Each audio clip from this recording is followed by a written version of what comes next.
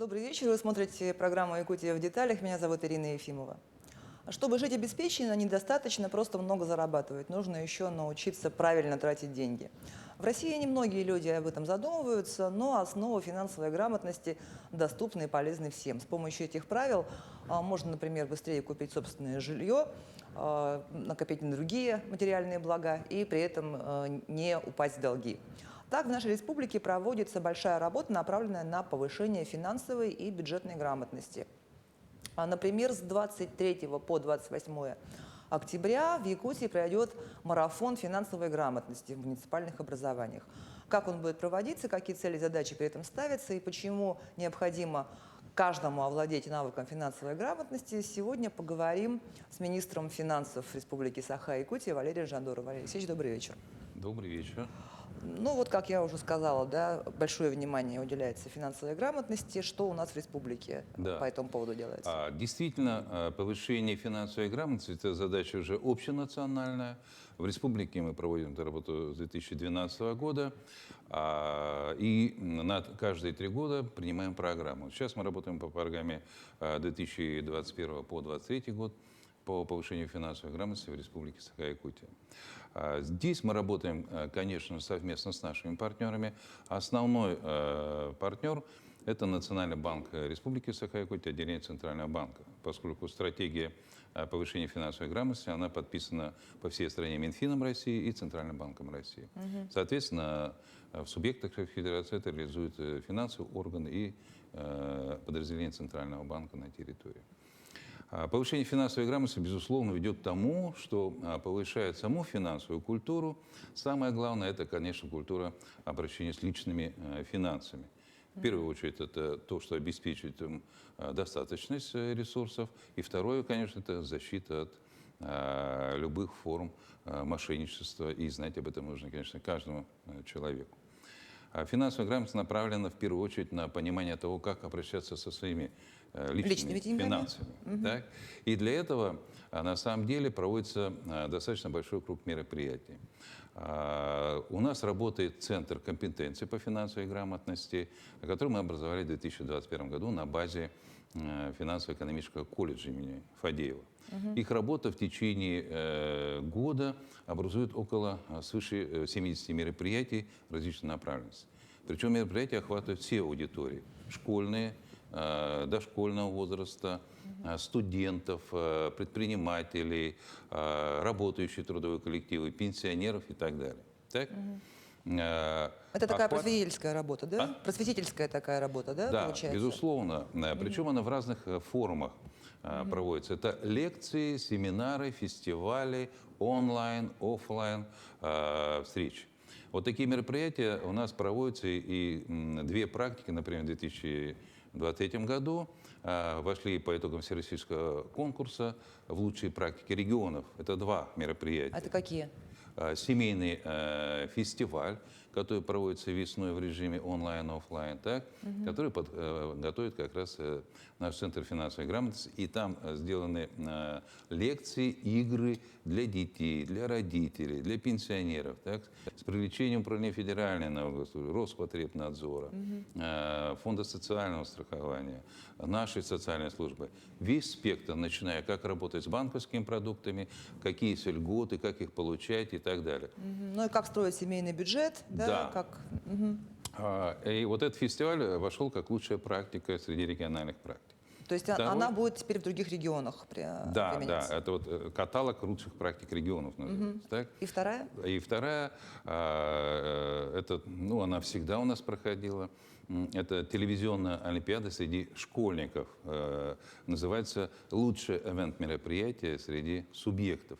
Интересно, что в других субъектах вот такого рода телевизионная олимпиада, которую мы уже 11-й год проводим среди школьников, не проводятся. А потому что нет такого прекрасного телевидения в других регионах? Да, возможно, да. И когда мы вот с 2012 года начинали как раз вот тематику, конечно, это был аналог известной программы «Умники и умницы», да, лежащая на поверхности, тематика привлечения школьников, старшеклассников к этому.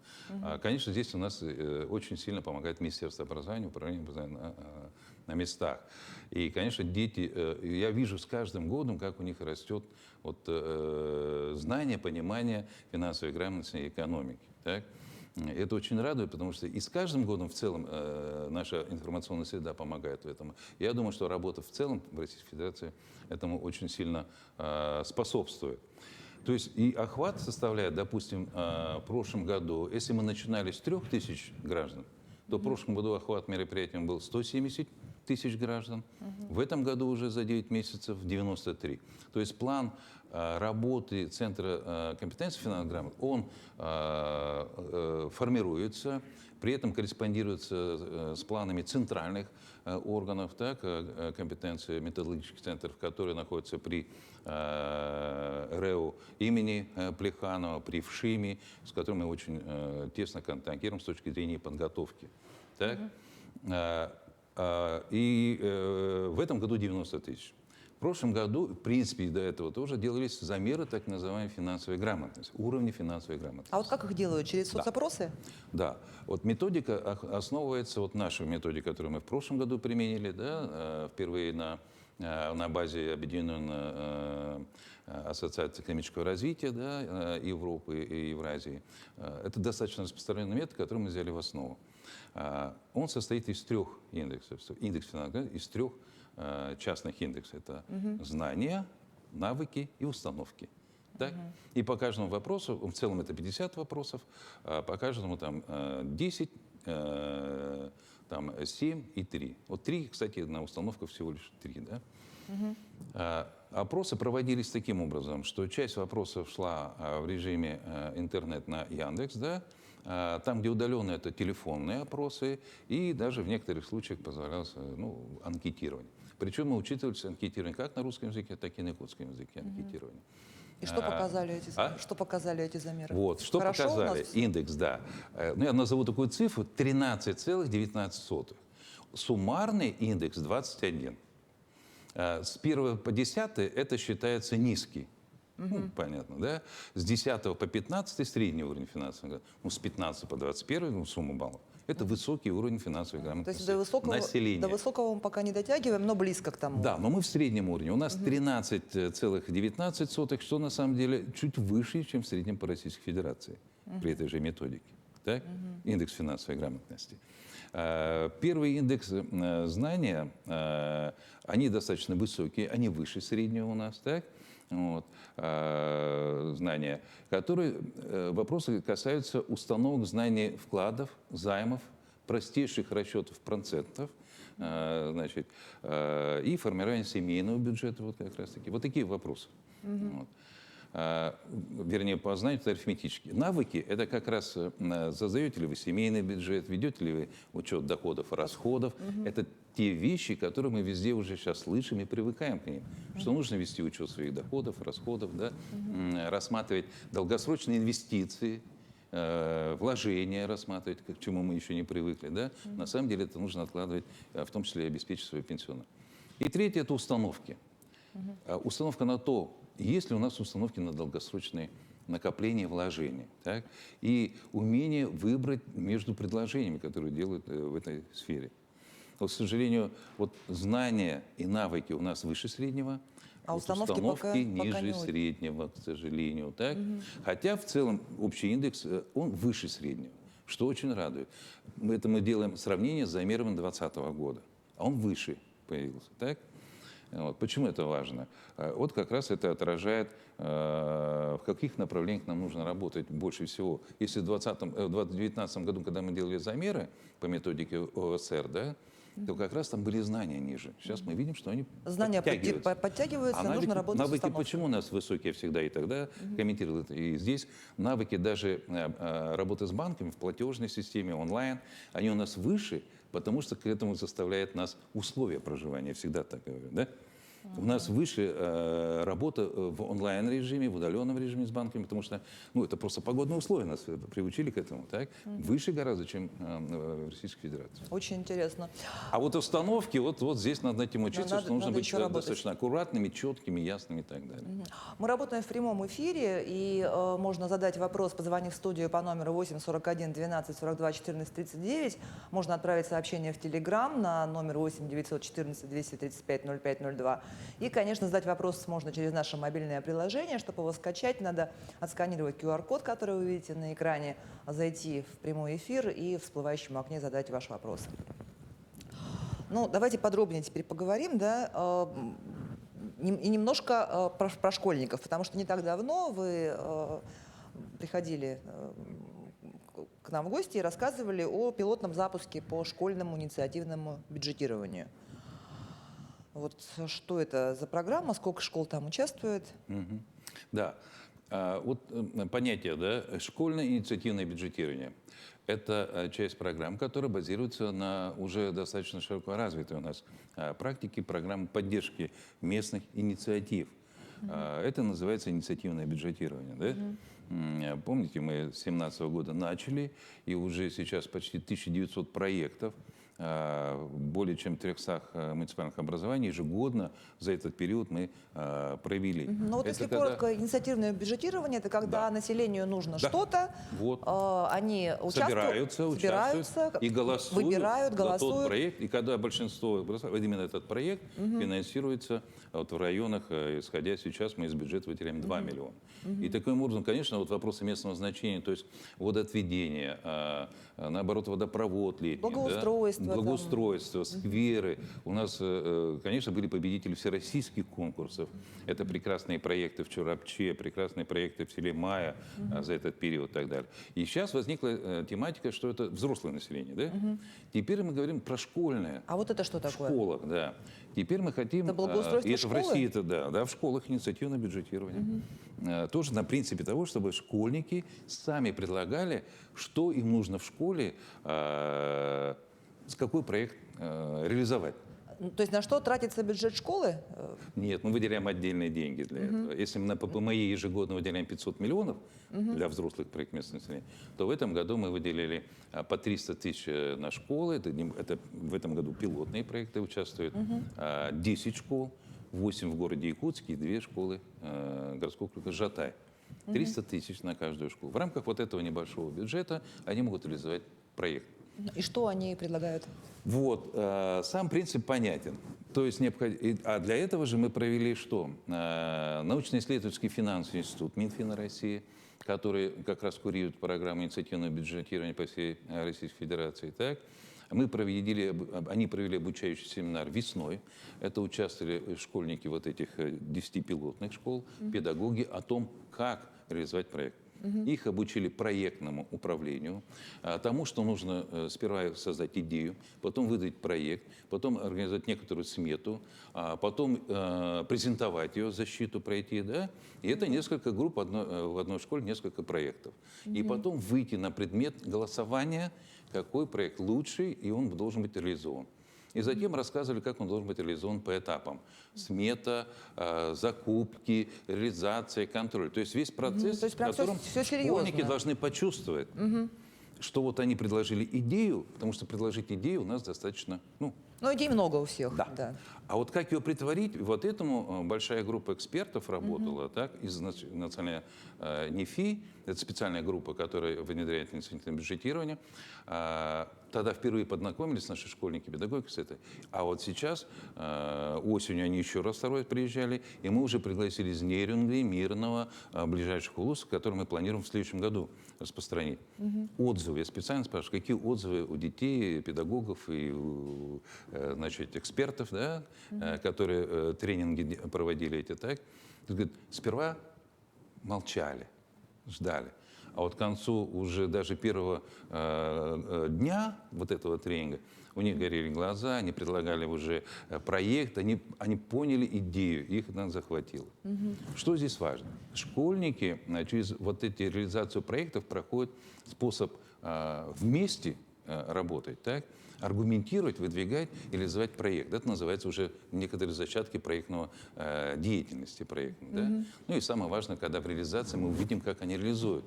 Когда они своими руками за счет денег реализуют, конечно, это их проект. Отношение к нему совсем другое. Но сейчас они на этапе защиты проектов. Да, сейчас на этапе собрания проводятся в этих школах, да, и уже появились различные проекты. Такие, как вот стандартные, обычно и в других российских городах это когда делается первый раз, это создание зоны отдыха. То есть школьники сразу обращают внимание, что у них должна быть собственная зона, в которой они приходят, обсуждают. А здесь они сделали еще, что должен указатель навигатор по классам школы. Вот это они хотят тоже реализовать. Да? Есть там, допустим, ну, аналогично, это звездное небо школы, да, у Лога. Есть медиа уже, медиа пространство организовать. Так? Что интересно, есть такое, что обустройство санузлов в одной из школ, так? Проект. Вот уже почти по всем школам вот такие примеры вот этих проектов различных. И потом вот эти школьники будут голосовать, уже вся Да, школа. это буквально вот в конце этой, на следующей неделе они уже будут голосовать, какой проект реализовать. 300 тысяч. А В реализация рамках этих начнется 300 уже потом. тысяч они могут выбрать либо 1, 2, 3 проекта вложиться. Да? Вот. Просто практика проведения в других субъектах федерации, а там уже проводится, мы опыт сейчас берем от них, 300 тысяч считается достаточно для того, чтобы развить вот эти навыки у школьников. Школьники должны понять, что они могут сами вносить идеи, реализовать их. И это и команда образования, так? И поддержка школьного самоуправления таким образом выстраивается. Так? И получать, они в рамках этого получают финансовую грамотность, обращение с этими деньгами, когда будут делать это. И до конца года мы планируем, что они эти первые 10 школ завершат. Они с энтузиазмом взяли за это. Ну, посмотрим, интересно, что там появится у них в рамках этих проектов. Давайте теперь про марафон финансовой грамотности, Да. с которого, собственно, я начала. С 23 числа он начнется. А как он будет идти, в каком формате? Там онлайн, не онлайн? Да. Что там? Вот я говорил о том, что Для кого? проводится значительное количество мероприятий. Есть несколько крупных. Это весенний семейный фестиваль и вот это осенний марафон финансовой грамотности по всем муниципальным образованиям. Вот. Он проводится и для дошкольного возраста, и для школьников, и для трудовых коллективов, студентов и пенсионеров. Я вот хотел бы достаточно вот сказать о том и пригласить к участию. Да, это на следующей неделе, уже с 23 октября по 27 октября. Это конкурсы.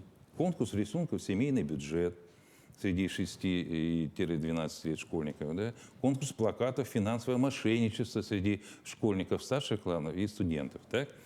Конкурс видеороликов «Финансово грамотный человек моими глазами». Ну, это население.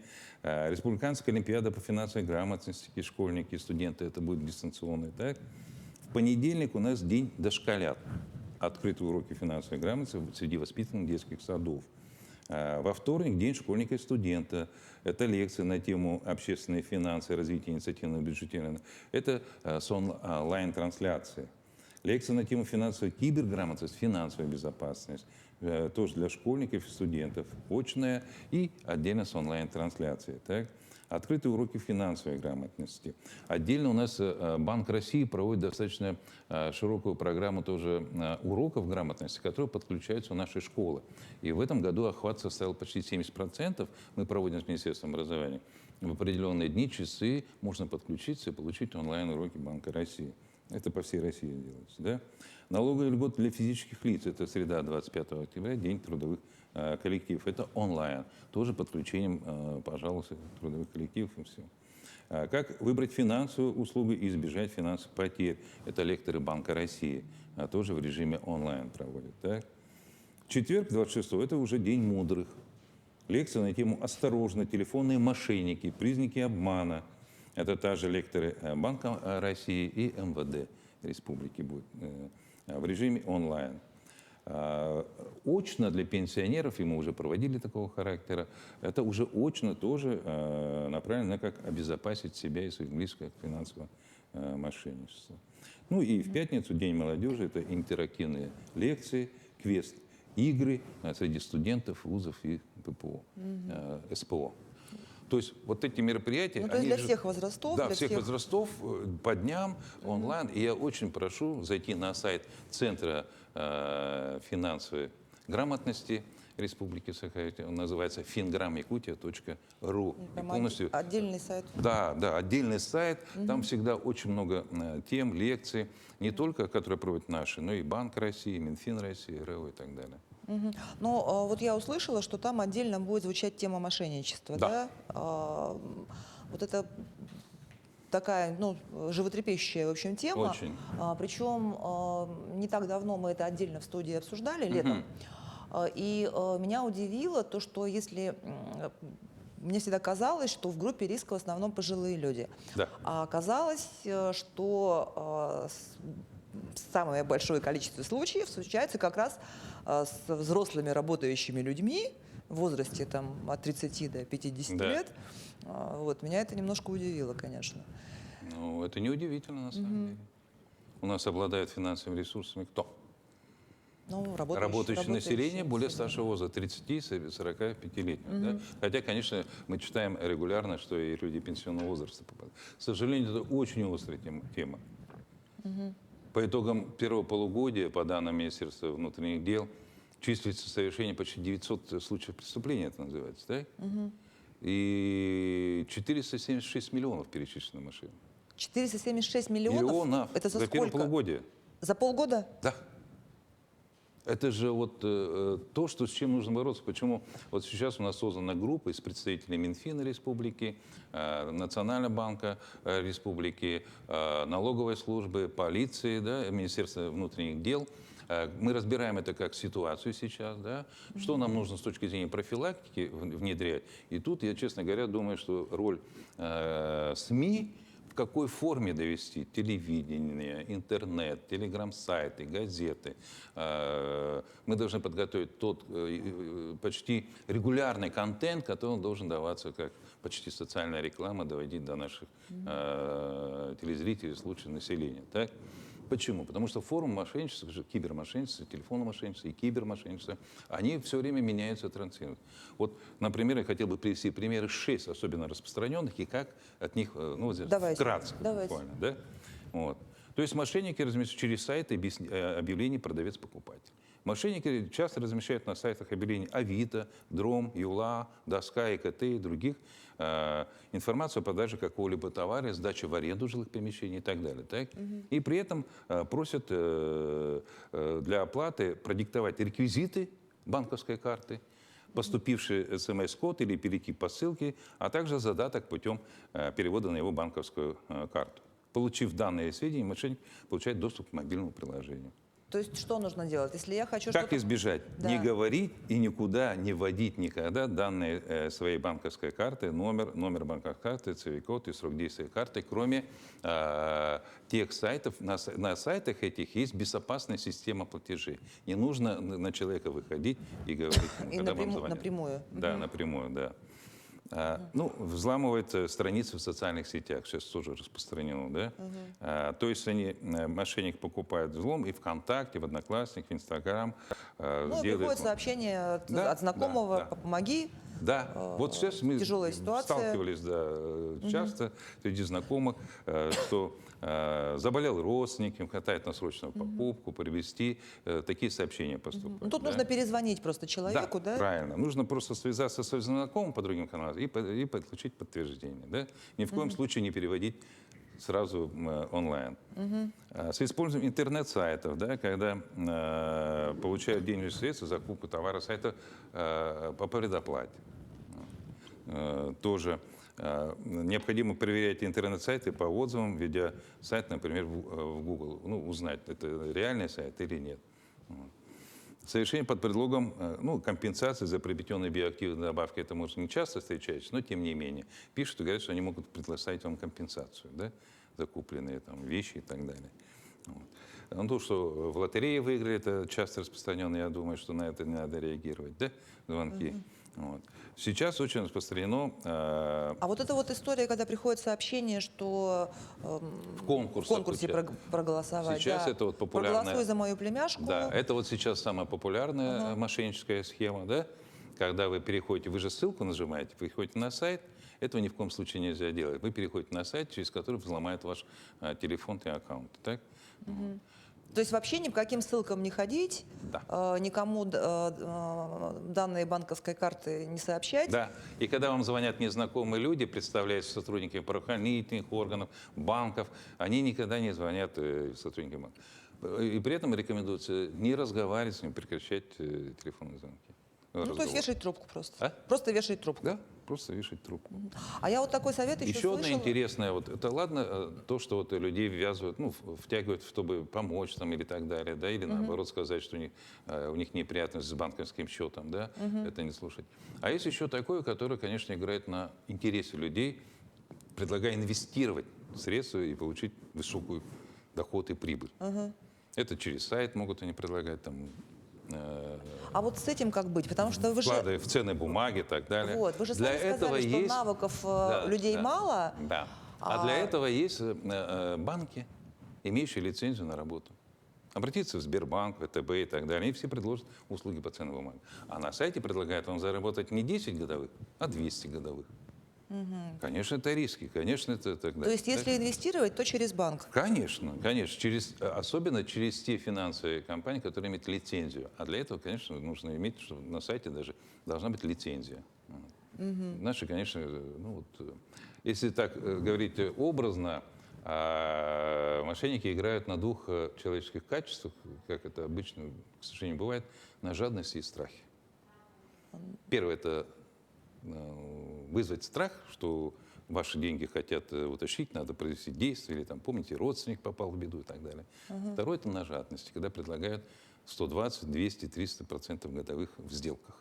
Да, причем вложиться быстро в криптовалюту Да. или во что-то. Вот. А почему неудивительно, почему у нас? Я все время объясняю. Потому что Республика Саха-Якутия, как бы ни говорили, имеет достаточно высокий уровень средней заработной платы. И поэтому, конечно, мошенники ориентированы на те области, на тот население, которых, по их пониманию, обладает ресурсами денежными. Или кредитоспособных может взять в банке и получить кредит. Поэтому они атакуют именно население тех регионов, в которых, по их мнению, люди получают зарплату и имеют ресурсы. Еще в последнее время появилось мошенничество через госуслуги. То есть просят сообщить пароль от госуслуг. Вот с этим паролем они тоже ведь могут получить доступ к банковским Конечно, картам? это нет. И сейчас, кстати говоря, в госуслугах предлагают включить вторую систему подтверждения данных, как вторую защиту. Вот сейчас, если вы сейчас зайдете, вам сразу госуслуги предложат воспользоваться второй формой защиты, ввести еще. Это вот тоже повышает надежность. А вот еще я такой совет слышала, чтобы завести другой номер телефона, к которому привязаны банковские карты. То есть к своему основному номеру не привязывать, а отдельный номер для Не, ну это, привязки конечно, сделать. это Стоит это достаточно делать? хорошая вещь, так, которая только работает вот, чисто вот по таким платежам. Да, они в таком в свободном телефоне, где поступают, и вы ходите по соцсетям, поступают личные сообщения и так далее, и так далее. Да, это один из способов отдельного, так сказать, телефона, который работает только в рабочем режиме по платежам, обслуживанию и так далее. Буквально на днях Центробанк представил новые купюры номиналом в 1000 и в 5000 рублей. Ну, вот зачем эти новые банкноты нужны? Нет, да. И как их можно будет отличить от поддельных? Потому что появятся наверняка сразу подделки. Вот. Два вопроса, правильно. Поскольку 1000 и 5000 – это бумажные купюры, то, конечно, в ходе обращения регулярно возникает необходимость их замены. Ну, потому что они ветшают с точки использования. Это всегда было. Когда бумажные деньги через какой-то период обновляют. Так? Вторая задача, вы правильно отметили, у них повышена степень защиты. То есть повышена степень защиты самой банкноты, так? Это новые виды защиты. И плюс там появился QR-код, на который вы можете навести и получить сведения полностью о банкноте и так далее. Так? Это тоже одно из новшеств. Но, конечно же, это повышение уровня защиты. В первую очередь выпускаются вот эти банкноты. И плюс, поскольку из оборота вымываются ветхие, их нужно заменить. Ну, то есть они будут, в принципе, так же выглядеть, да, просто... Да. Ну, там немножко дизайн же изменен, так? 1000 и 5000 купюры. Цвет такой же. Это с точки зрения повышения, в том числе, и их защищенности, не более высокого уровня защиты. Но у нас же ведь еще цифровой рубль вход. Цифровой рубль ведь еще у нас вход. Да. Вот цифровой рубль, который летом Центральный банк презентовал, и сейчас идет его апробация, Это аналог, он будет использоваться только для проведения платежей. Вот. И так называемый, это будет на платформе не какого-то коммерческого банка отдельно, это будет на платформе самого центрального банка. То есть уровень достаточно высокой защиты. Да? Как эти цифры рубли затем будут распространяться, сейчас вот проводят пробные платежи, 5 банков отобраны, ну, наши крупные все банки отобраны для проведения платежей пока юридических лиц, которые проводят оплаты. Да? На самом деле это достаточно высокая защита и степень платежей цифрового рубля, да, учета. В перспективе, конечно же, это перспективы развития в целом финансовых технологий в рамках цифровой трансформации. То есть мы все будет цифровизация, да, в дальнейшем. И при этом предлагается, что это будет единая платформа одного центрального банка, некоммерческих банков. И будет понятие так называемого кошелька. Да, цифровой кошелек Да, специальный. которым вы можете пользоваться точно так же, переводя платежи и так далее. Внедрение для физических лиц будет чуть позже, сейчас это пробируется. Но сам принцип – это как раз-таки, что в дальнейшем, то, что мы называем, все будет уходить в цифру. Я тоже привожу пример. А вот сейчас сколько у вас в кошельке бумажных денег? Немного, да? Основные деньги у вас Ну, на счете. да. А на на счете карте. что это? Набор цифр тоже. Да? Также вы сейчас уже проводите платежи, списывая определенно какой-то набор цифр на другую цифру.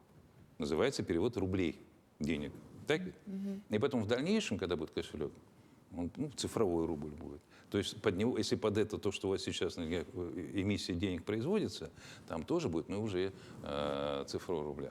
Ну и, конечно же, когда говорят о том, что сами транзакции будут прозрачными при цифровом рубле. Ну, представьте себе ситуацию, у всех цифровые рубли на единой платформе, и движение их будет абсолютно прозрачно. Да? Так? Да. Между счетами физических лиц и юридических лиц. Хочу еще успеть спросить про финансовый региональный этап всероссийского чемпионата по финансовой грамотности среди пенсионеров. Региональный этап закончился. Вот. Вот интересно, что проводятся всероссийские, да, вот эти чемпионаты среди пенсионеров. Мы проводили тоже региональный этап на базе нашего Якутского финансового колледжа имени Фадеева. Очень активно приняли участие. Это в очном режиме. Так. Задавались задачи, которые они решали. Такие тоже простые финансовые задачи.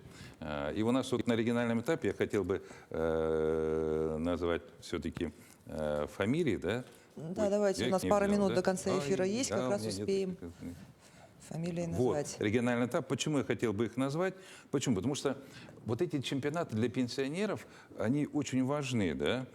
Управление Федеральной госслужбы, отделение социальное отделение, да, Министерство внутренних дел принимали участие, Сбербанк, Алмаз, Газпромбанк, которые выдавали им задачи, ну и кроме этого, конечно, призы. Да? А победители регионального этапа стали Иннокентьева Марина Степановна, первое место, Канаева Галина Михайловна, второе место, и Иванова Вера Ивановна Николаевна, третье место. А наибольший интерес у них вызвал вопрос, почему банковская карта четырехзначный пин-код? Или, например, можно ли застраховаться от риска похищения денег инопланетянами? Да? Вопросы об инициативном бюджетировании, вопросы о цифровом рубле. Им показались одни из самых интересных. Конечно, были предложены кроссворды, ребусы. Вот. Для чего? Это для того, чтобы для участия уже во всероссийском, да, чемпионате. И во всероссийском чемпионате у нас участвовали одна из финалисток наша, Галина Канаева. Всего было 60 команд из 35 регионов. И, конечно, собрали почти 2000 пенсионеров, которые участвуют в этих командах. Так? И вот и Галина Канаева сказала спасибо за интересное мероприятие. Впервые принимала такое участие и поняла, теперь получила массу положительных эмоций, знаний.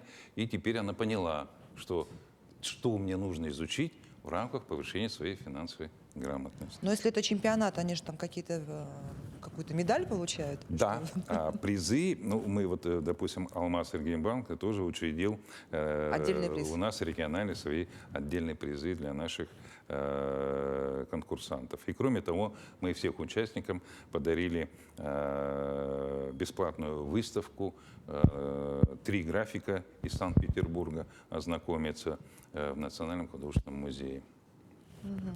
Ну что ж, спасибо вам большое за беседу. Приглашаю еще раз, значит, всех зрителей на марафон финансовой грамотности на следующей неделе. Как мы убедились, там, значит, будут мероприятия для всех возрастов. Ну и вообще, безусловно, умение распоряжаться деньгами – это основа жизненной стабильности, материального благополучия. И в конечном счете финансовая грамотность помогает стать счастливее. Спасибо. Спасибо. Это была программа «Якутия в деталях». Меня зовут Ирина Ефимова. Смотрите нас по будням в 19:15. Расскажем, чем живет Якутия.